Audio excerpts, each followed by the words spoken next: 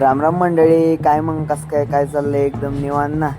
चला आज मी चाललो होतो वाळूमध्ये महाराजांचं दर्शन करायला. मस्त गेलो हनुमानचे दर्शन केल्यानंतर गावातून जाताना हे आमचं वाळूचं शिव स्मारक. त्यानंतर गेलो मस्तपैकी आपलं बालाजी मंदिरात. बालाजीचं दर्शन घेऊन सगळं वगैरे काही चांगलं करून कसं आहे ना मित्रांनो, जे काही सकाळी सकाळचं वातावरण असतं एकदम भारी राहतं आणि त्याच्यात देवाचं दर्शन वगैरे करून मग मेडिकलवर जायला एक वेगळीच मजा आहे. त्यानंतर मेडिकल गेलं आळस वगैरे काही येत नाही, काही नाही. तर बालाजी दर्शन वगैरे घेतलं आणि त्यानंतर साईबाबाचे वगैरे ते पण हे आहे इथं थोडंफार छोटं देवस्थान म्हणून हे करू शकता.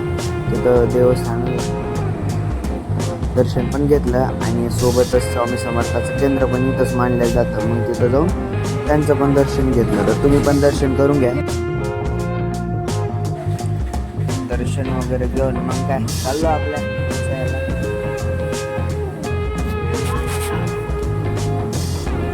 मी पण सोबतच दर्शन करून घ्या आणि नक्कीच वेळ काढून सकाळी किंवा संध्याकाळी एकदा मंदिरात जातं.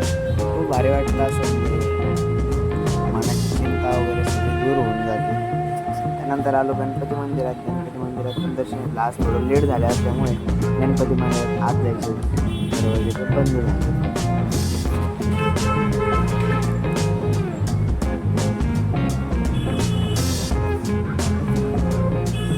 सोबत तिथं विठ्ठल दोन मंदिर आहे. तिथं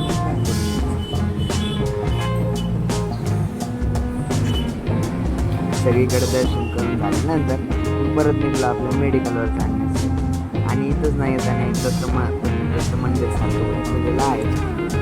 मग काय आलो आपल्या वाळूच्या मेन रोडवर फुलं घेऊन निघलो आपल्या मेडिकलवर पाहिलं. एकदम मस्त असा मोसम झालेला होता. पाऊस खूपच चाललेला आहे आमच्याकडे.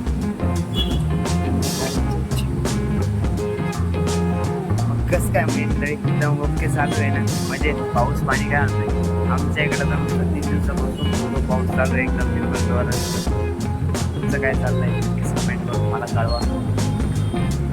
असं झालेलं पावसानंतर मस्तपैकी आपला मोबाईल ठेवून दिला वरती आणि चाललो आपले पेशंट आणि सगळं आवरायला. मग आपले चालू झाले पेशंट आणि आपलं मेडिकल पण आवरून घ्यायचं होतं. तर मग पटापटा सगळे काम बघून घ्या. तर तुम्ही तोपर्यंत आपल्या चॅनल लाईक करा, शेअर करा आणि सबस्क्राईब करायला विसरू नका.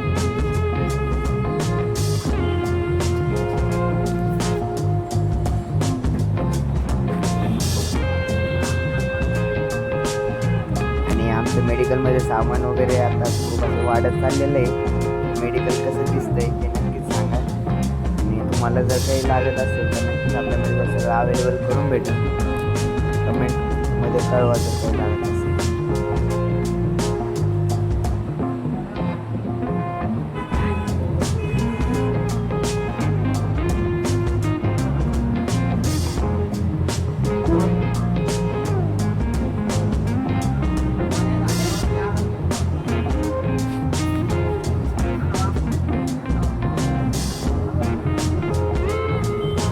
कसा वाटला व्हिडिओ हे पण नक्कीच कमेंटमध्ये मला कळवा.